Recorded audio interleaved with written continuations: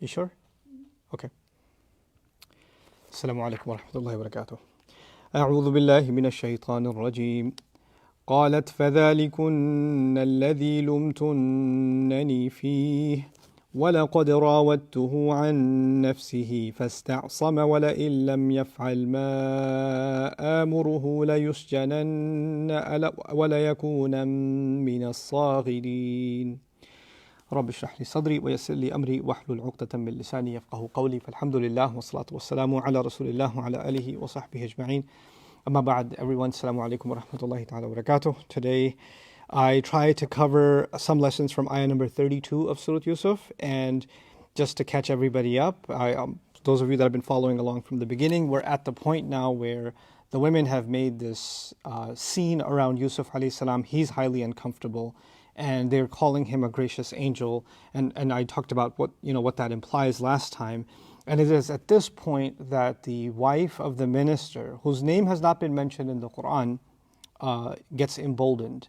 What I tried to show you is that she was trying to get something on them, and now she does. She's proven her point to them, because basically it's almost as if she's trying to say, well, you blame me for having seduced him or tried to seduce him, and I live with him, and you couldn't handle 10 minutes with the guy. And look at how crazy all you women are going, right? So she's now made her point that she's actually, if you think I'm the one to blame, you're the one. I'm in a twisted way, I'm in a morally higher position than you all are now, right? So she's got this sense of superiority now, which means now she can speak her mind freely. And this ayah is actually about that, speaking her mind freely.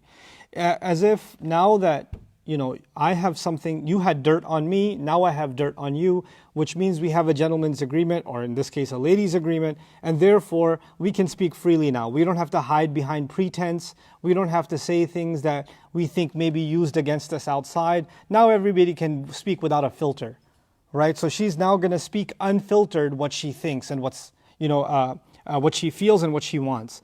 So she says, فَذَلِكُنَّ الَّذِي لُمْتُنَّنِي فِيهِ. This is where we begin. So she said, that is, and kunna here, dhalikunna, for those of you that are Arabic students and want to know, typically the Arabic word for that is dhalika, dhalika. But the kaf in dhalika, the ka part, is actually a pronoun, meaning if I'm pointing at this wall and I want one man's attention, the Arabic pronoun, the attached pronoun for one male is ka. So if I say that and I say dhalika, that ka refers to me trying to get one man's attention to look at that. So generally speaking, that's ka. If I was talking to one woman and I pointed at this wall, I can say dhaliki, because the ki would refer to a female whose attention I'm getting while I point at this wall. Okay. If you have, Allah Azza wa Jalla saying, for example, tilka is that for the feminine. So if you point at a tree, tilka shajara. But if he's talking to Adam and Eve, our parents, Adam and Hawa salamun alayhima, and he's telling you about that tree. Yeah, he says tilkuma ash-shajara, tilkuma. So the til part is pointing at the tree. The kuma part is saying, both of you pay attention, that's the tree I'm talking about. Okay, so it's a two-part word. Now, dhalikunna is the word that's used here. The dhali part, really, the dha really is the pointer. The lam is lil bu'd, for distance. And then the kaf, or the kunna part, literally means you women.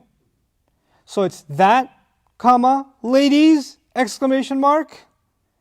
That, ladies, is what I'm, for example, if somebody's on stage and you say, that, ladies and gentlemen, was the president of the university, or something like that, right?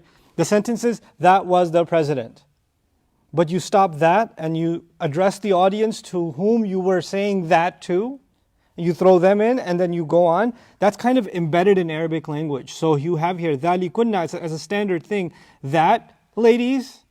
So that's already included there. You women, alladhi lumtunnani fi. Now the word that could refer to two things. I'll start with one concept, and that is referring to Yusuf alayhi salam. Okay, so that man, ladies, is the one that you were blaming me about. Alladhi lumtunnani fihi. The ones that you blamed me about, the ones that you were making comments about me and putting me to shame. Lama can mean all of those things: blame, to put to shame, to embarrass, etc.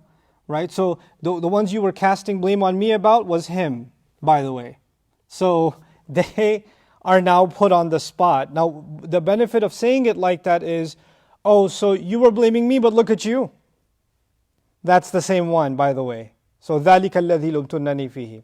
Now, when I translated it that way, I translated it as a sentence, so that the ذَلِكُنَّ part is what's called a mubtada, the subject of the sentence, and الَّذِي لُمْتُنَّنِي فِيهِ would be the predicate of the sentence, and that would mean, in English translation, that is the one you blamed me about. So there's an is there. You can look at this as mawsuf sifa too. That one that you blamed me about, and there's a ... if you look at it that way. That one that you blamed me about is the same one you're going crazy over. But she didn't have to say that part. It's almost as if that's a rhetorically understood thing, or he in fact is the one that you blamed me about. So there's two ways grammatically to look at that. It's a subtle difference between those two. But the other meaning, what dhalika could refer to, and this brings me to something I didn't talk about yesterday, is their comment. They said that he's pierced through the veils of her heart with love. Remember that? Like that she's in love with him, right?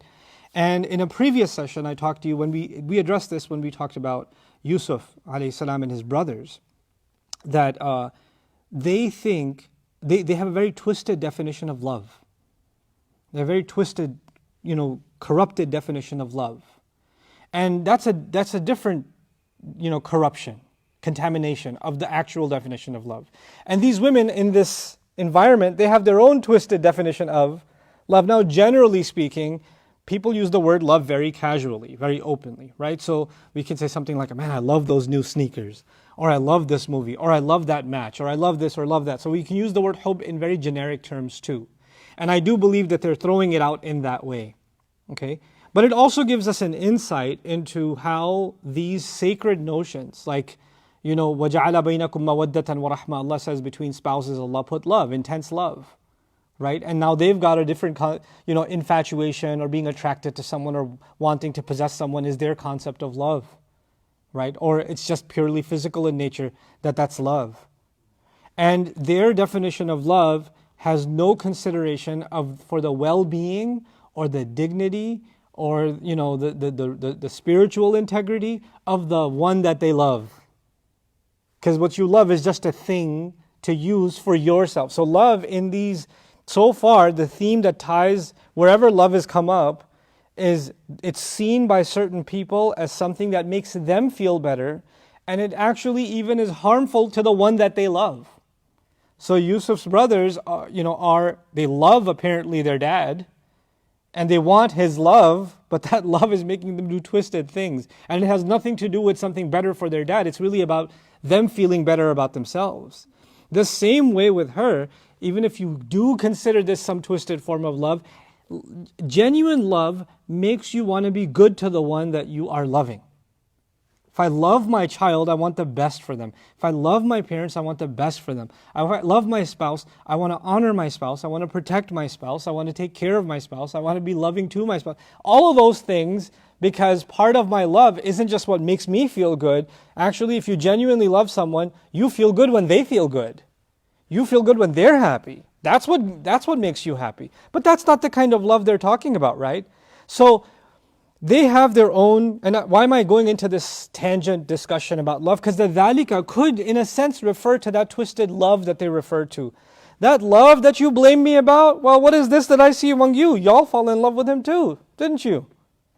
You're loving him just as much, actually more than I did. So she's using that same twisted definition back at them. So it could be that the word that refers to Yusuf. He's the one that you blame me about. Or that behavior is the thing that you blame me about. How about your behavior? That love that made me do crazy things. How about your love and it's making you do crazy things? So فَذَلِكَ الَّذِي لُمْتُنَّنِي فِيهِ. Okay, now up until this part of the ayah, what's become clear? It's become clear that she now has something to criticize them with. She's got them on the spot. She's now in this, gotcha moment. She's got the gotcha moment. Now that she's got that gotcha moment, now she can speak without filter, because what are you going to do about it? You're going to go and tell everybody, because I'm going to confirm the rumor for you right now. You may have heard I fell in love with him, or I tried to seduce him, and you talked about all that stuff. So, let's just, the cat's out of the bag. Let's just call a spade a spade. Now I can speak freely. This is not going to be a press release outside. If somebody asked her outside, she'd say it's a lie. She'd say, I don't know what you're talking about. These are rumors. This is filthy. But inside this room, since she's got them where she wants them, she can actually speak her mind and they can't do anything about it. So what you learn now is part of the corruption that Allah is describing is not just political, but it's actually a social reality. Some people, they are a certain way among a certain group. Like Allah says in Surah Al-Baqarah, وَإِذَا خَلَوْا إِلَى شَيَاطِينِهِمْ قَالُوا إِنَّا مَعَكُمْ إِنَّمَا نَحْنُ مُسْتَهْزِئُونَ. When they're with you, they say we're with you. When we believe too. When they're hanging out with their own devils, they say no, we're just kidding. There's two different realities, right? Depending on the circle, you show your true colors. Now she feels safe enough to show her true colors when it comes to this situation, right? And so what does she do? She says, وَلَقَدْ رَاوَدتُّهُ عَنْ نَفْسِهِ. In fact, I did try to seduce him. That absolutely did happen. And lam actually means to take an oath, like I swear. It's like I swear, I'm telling you, actually, yep, that did in fact happen for real. Yes, it did. I did try to seduce. And he's poor man standing there, alayhi salam, with these ladies going crazy. And she goes, ladies, can you calm down a second? That's the one you were blaming me about. And by the way, yeah, I did try to seduce him. That's a fact. وَلَقَدْ رَاوَدتُّهُ عَنْ نَفْسِهِ. She's emboldened enough to just say that. And at this point, where I left you guys off yesterday, Yusuf alayhi salam is just an object to them that they're talking about. And he's not a person to them at this point. He's just, something to use to make a point. Yep, I did want him. Sure I did. I wanted to seduce him. فَاسْتَعْصَمَ. Amazing word. This root letter or isma, which is generally in the figurative sense used for protection. مَنْ ذَا الَّذِي يَعْصِمُكُم مِّنَ اللَّهِ. Who is going to be the one that protects you from Allah? This is وَاعْتَصِمُوا بِحَبْلِ اللَّهِ جَمِيعًا. Hold on to Allah's rope for protection. Right? So i'tisam is to hold on to something for dear life to protect yourself. The idea behind isma, the original imagery behind isma actually has to do with blood stains, or animals get urine stains or other kinds of stains, and the fluid dries up on their skin and becomes hardened. Like if a blood stain became hardened or an oil stain became hardened, and it won't come off. So it becomes a layer on top of a layer, and it becomes stuck on top, kind of like a shield. Right? So it started getting used for something that can't be penetrated, can't be broken, and it shields.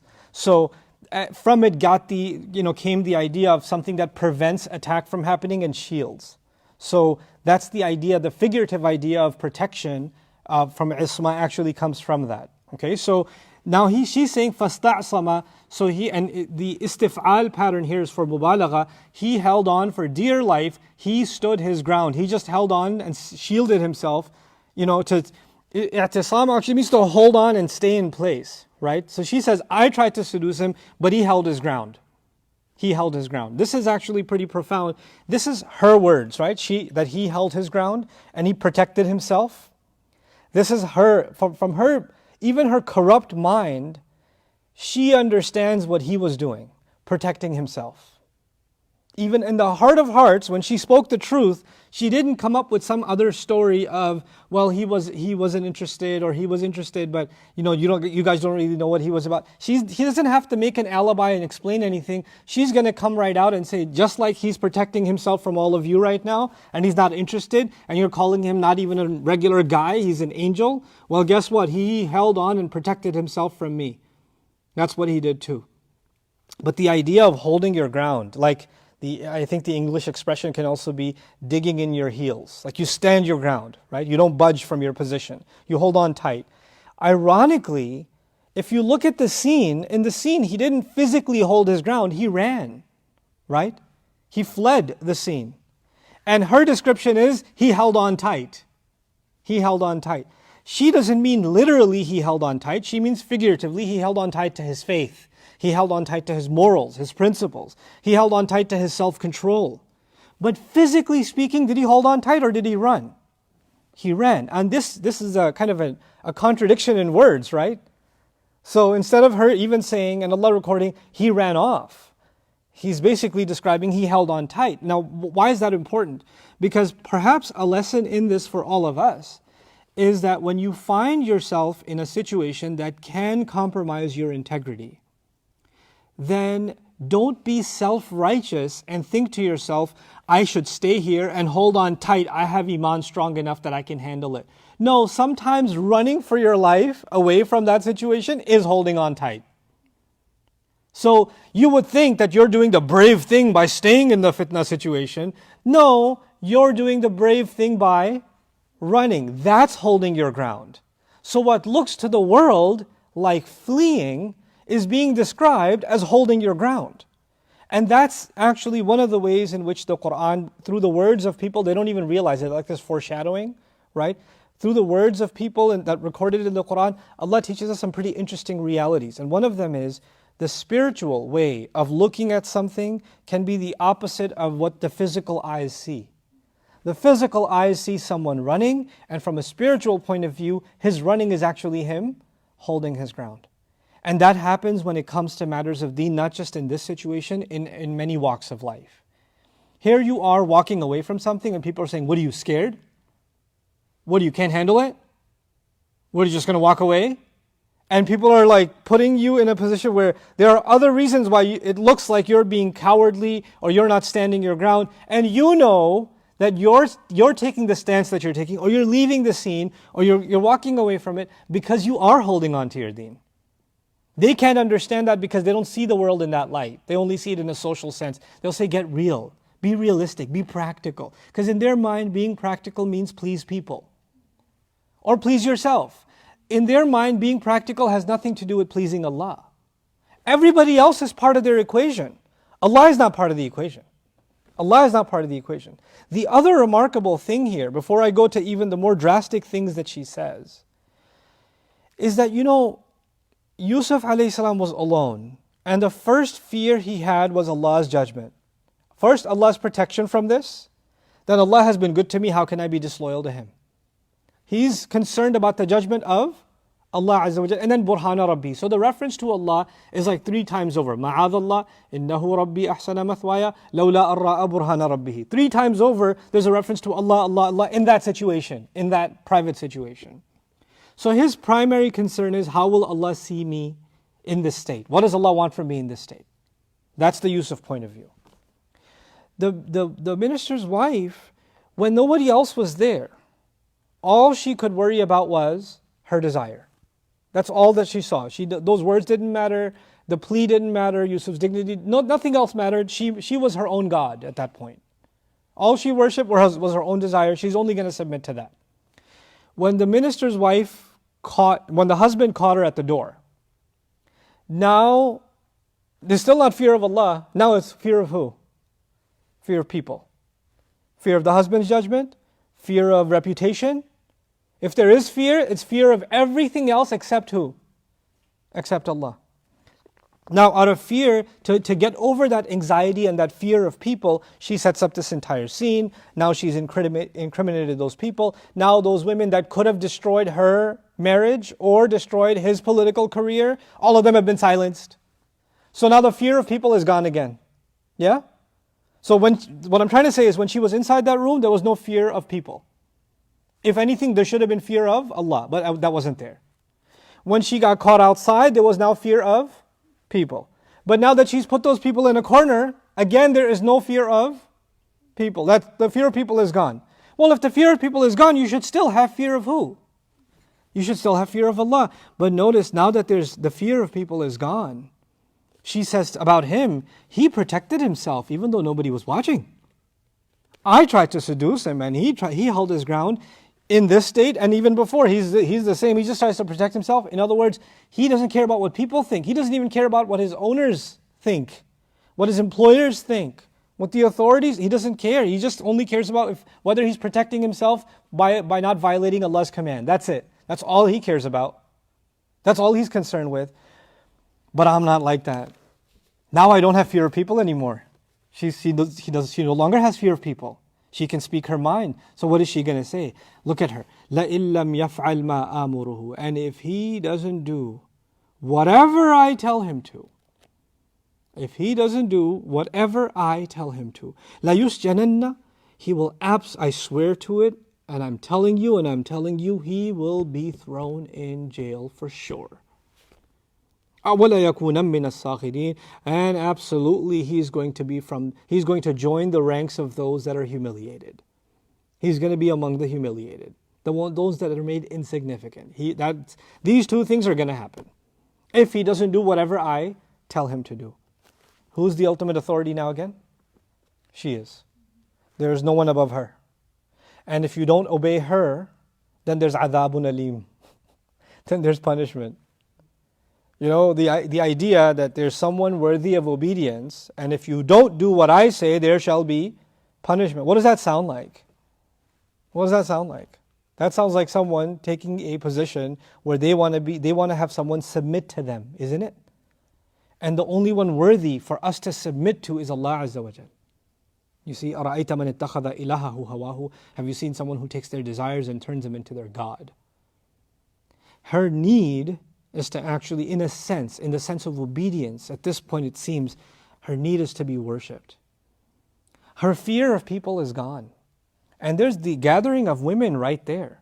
And she has no shame commanding what she commands. You would think she would have some shame asking for what she's asking for. She doesn't care. They're all listening. Yusuf alayhi salam is right there. And by the way, she's not addressing him. She doesn't turn to him and say, if you don't do what I say, I will throw you in jail and I will make you humiliated. No, she's objectifying him and talking to them and saying, and if he doesn't do whatever I want him to, whatever I tell him to, he's going to get thrown in jail and he'll be from those humiliated. The first thing to note, before we dive into the language of this ayah, the remarkable thing is the defiance, man. The defiance. Was a couple of ayat ago, the husband said to her, فَاسْتَغْفِرِي لِذَنْبِكِ, even though it was superficial, seek forgiveness for your sin. And this looks like she's sorry for what happened before? No. This looks like she just wanted to prove her point to some women? No. She's still burnt about the rejection that Yusuf alayhi salam delivered to her. She's still in her head. You're going to walk, you think you get to reject me? You think because you turn me away, people are going to talk about me and I'm going to let that go? I'm going to make you pay. And I'll make you pay in the worst ways. And now I'm going to get a little bit grammatical with you and show you how bad her sense of vengeance and her sense to see him humiliated and sense to, if she wanted one thing from him now, she wants a lot more from him now. Before it was one thing, but now it's going to be way more. Now, so here's the grammatical part. Fa'ala, so if you say in fa'ala in Arabic, which means if he did. If he did. And then you say in yaf'al, if he does. Rhetorically, they're actually equivalent in Arabic. The only difference is when you use the past tense, then that refers to huduth, a singular event. So for example, in akala, as opposed to in ya'kul. Okay? In akala means if he ate, or if he eats, but it's referring to one meal. If he ate that one time. In ya'kul actually means if he eats, meaning lunch, breakfast, dinner, today, tomorrow, or day after. Continuous action. So al-mudari' yadullu ala al-istimrar, the present tense alludes to continuity.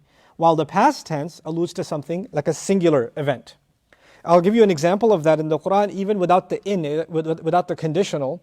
You find Yusuf alayhi salam, actually this is a good example. Yusuf alayhi salam saw the dream, right?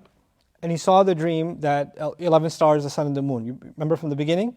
He said, Ra'aytu, he used the past tense, I saw. Ibrahim alayhi salam sees the dream that he's slaughtering his son. You remember?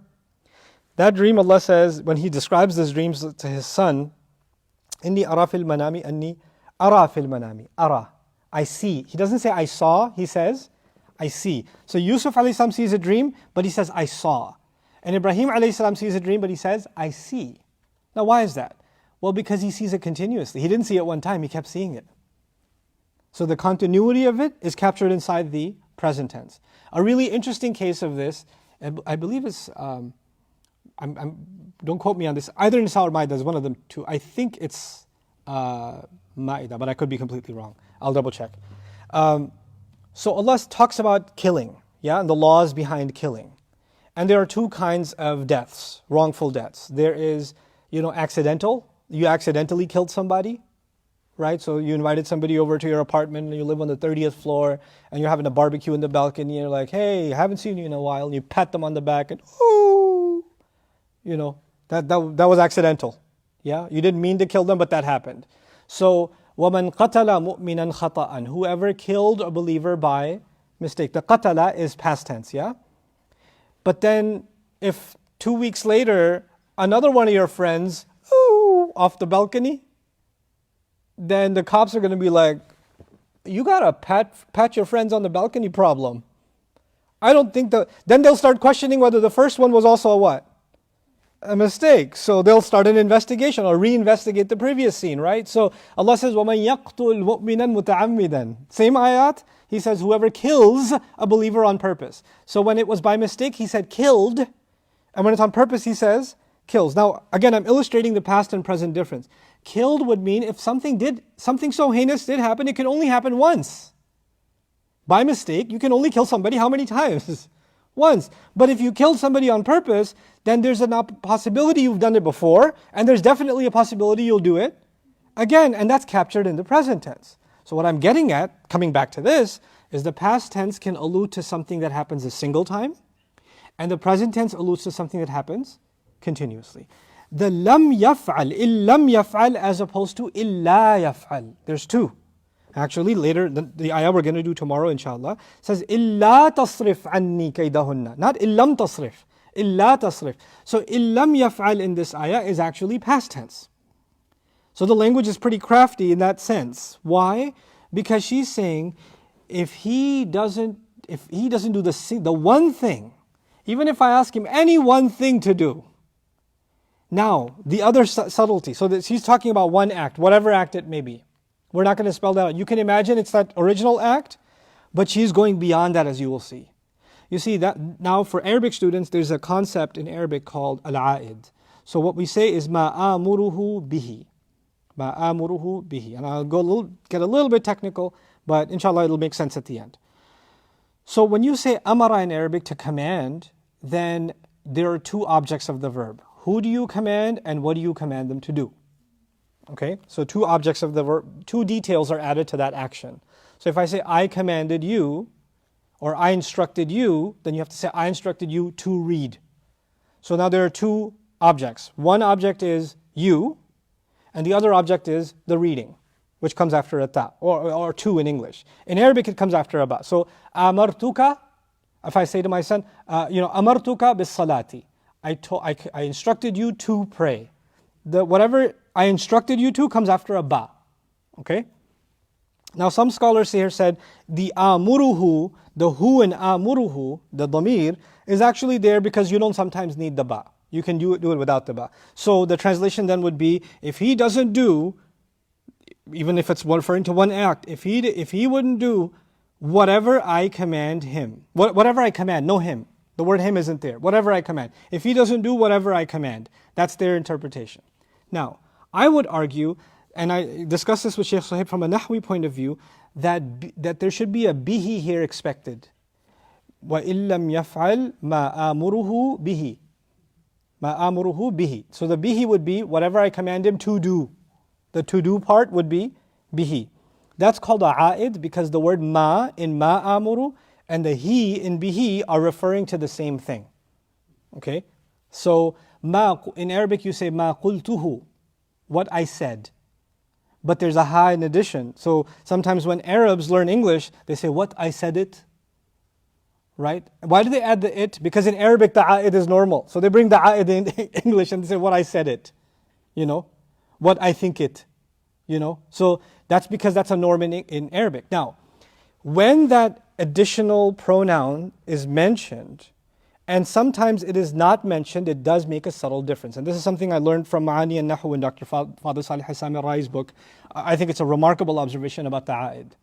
If it is mentioned, if bihi here is mentioned, then it restricts the meaning to whatever one thing that she's commanding him to do.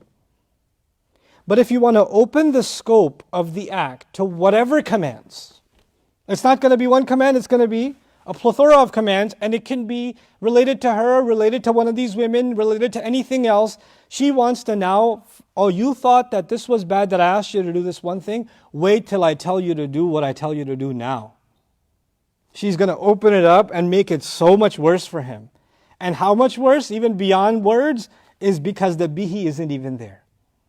The bihi isn't even there. So it's as if the scope of it has been opened up, as if she's saying, and if he doesn't do whatever I tell him to do, And then the amuru is in the present tense. And I just gave you a little bit of a spiel about past tense is a singular event and present tense is a continuous thing. If she was only referring to the time where she said hayta lak in the bedroom, then she would say whatever I told him.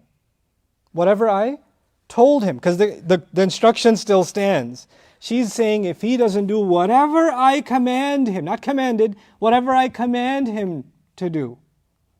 And what that means is that she's going to come up with new commands, new instructions, and she's going to make his life a living hell continuously. She plans on using him and humiliating him over and over and over again because she's got this vendetta. How dare he put me down? I'll show him what happens when you put me down. Oh, you wanted to preserve your dignity, huh? You wanted to hold on and do isti'sam, fasta'sama. He held on so tight and protected himself.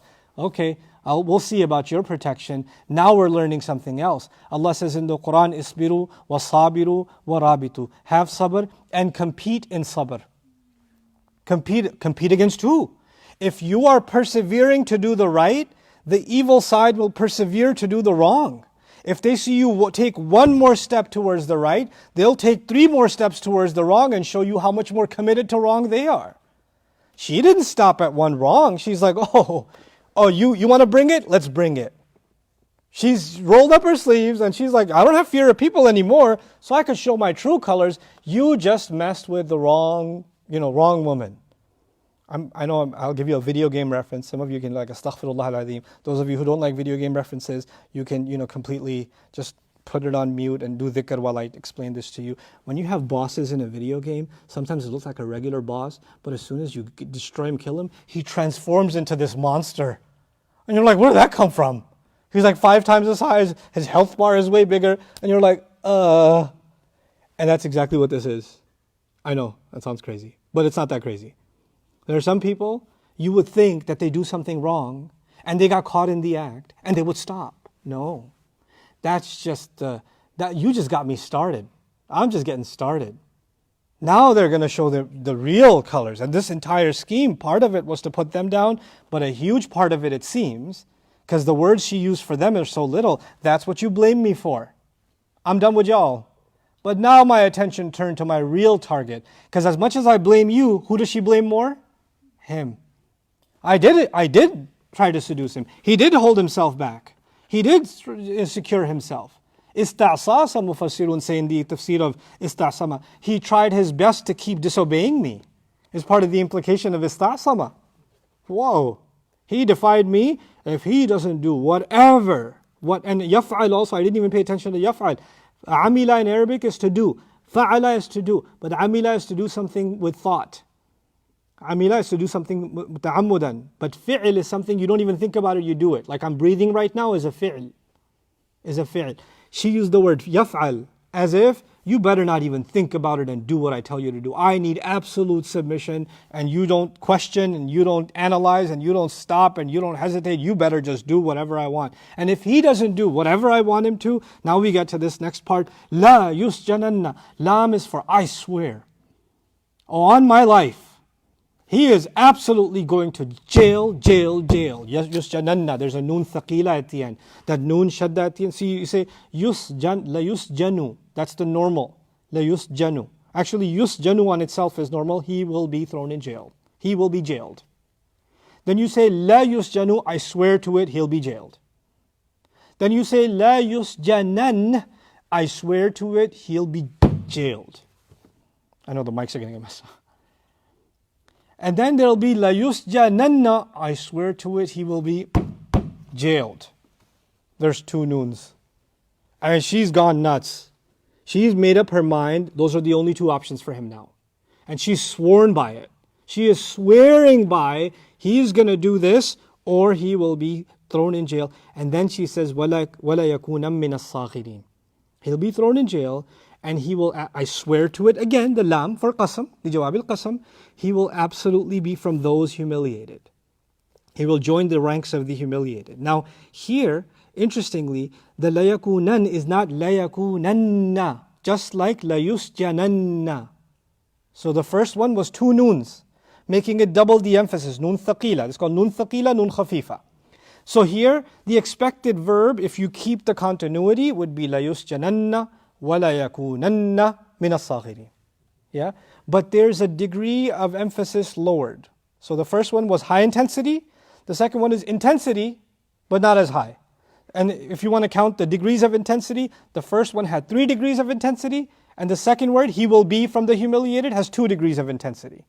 Where did I count the 3? The lam and the 2 noons on la yusjananna. And here, the lam and only 1 noon, la yakunan. Yeah, so only 2 degrees of intensity. So her intensity has dropped a little when she gets to the point where she says, and he will be from the humiliated. Now this is the kind of thing that if you're reading an English translation, you wouldn't know that her tone has dropped a little. That the level of rage has dropped a little when she's saying this part. Now the question becomes, why did she drop that tone? One answer that's been proposed is that naturally she is more emphatic about him going to jail, and it's obvious that when he goes to jail, a result of being thrown in jail is that you will be humiliated, so she doesn't have to bang on that point as hard as the first point, because that's a more natural consequence of it. But there may be something else here, and I'm more inclined towards this, not in rejection of the first view, but in addition to the first view.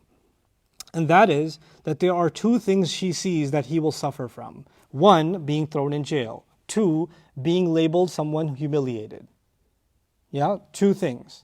She's absolutely convinced that she has the power to throw him in jail, but she's not as confident about him being humiliated. She's hopeful about that one. She's sure, but not as sure. Kind of the intensity dropped a little bit because he's been in some pretty humiliating situations and he still stands dignified. So she's hoping that the throwing in jail is going to lead him to be humiliated, but even she's kind of like, I hope that works out though. Because she's not as confident about him being humiliated, and the lack of confidence is in the drop of the intensity. وَلَا يَكُونًا مِنَ الصَّاغِرِينَ. Now let's talk about the word صَاغِرِين. It comes from صَغِرَ. صَغُرَ يَصْغُرُ, that there's no ism fa'il, it's an ism sifa, صَغِيرًا. And صَغِرَ يَصْغَرُ, you get صَاغِر. صَاغِر means someone small in value. صَغِير actually means small. صَاغِر is someone small in value, someone small in worth, someone small as in, you made me feel so small, even in English. You made me feel this little. You know, what does that mean? You made me feel pathetic. You made me feel humiliated. Made me feel inferior, right? And so she says he will be from those made small. The first literary observation I'd like you to make is, when the women saw him, what did Allah say? أَكْبَرْنَهُ. They declared him kabir, great. And by the end of this passage, she wants to make sure that he is made small. So there's a contrast that's interesting. But then, how is the word saghir used, or saghir used in the Quran? Probably the most compelling case that I want to tell you about is when Allah was throwing out the devil from his company after the incident of him not doing sajda.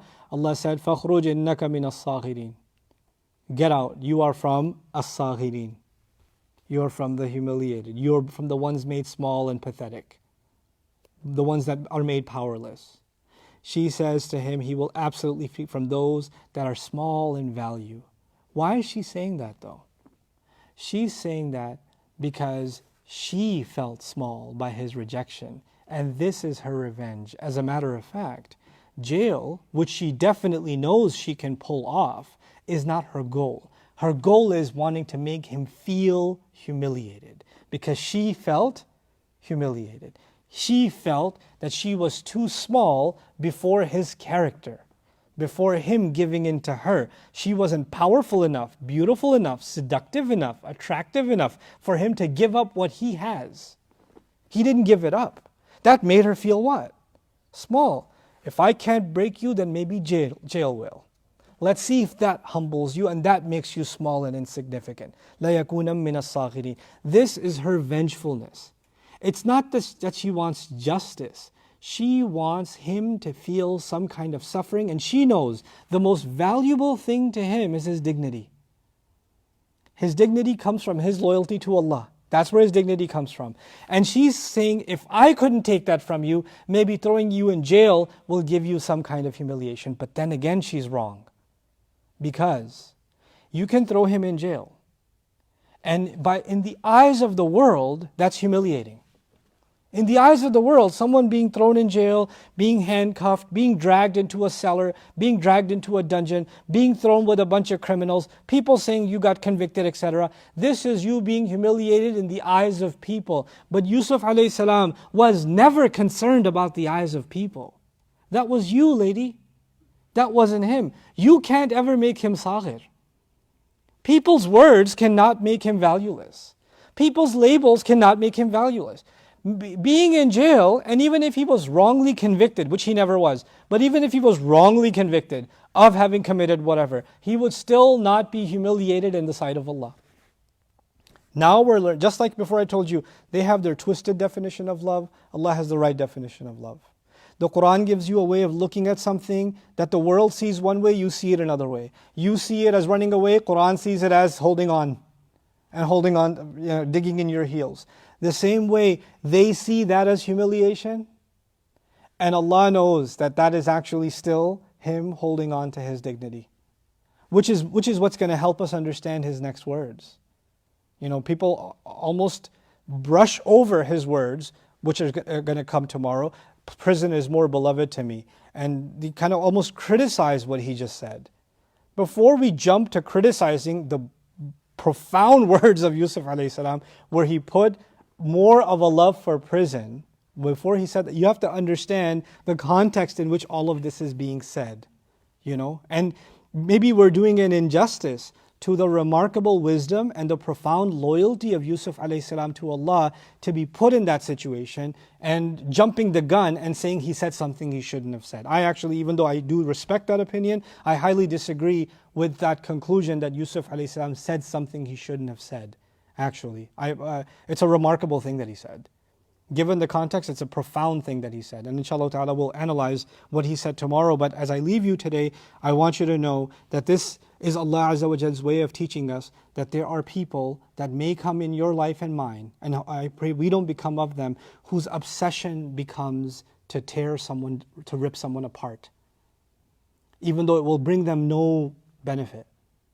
They just have this in them that they need to see someone shredded to pieces.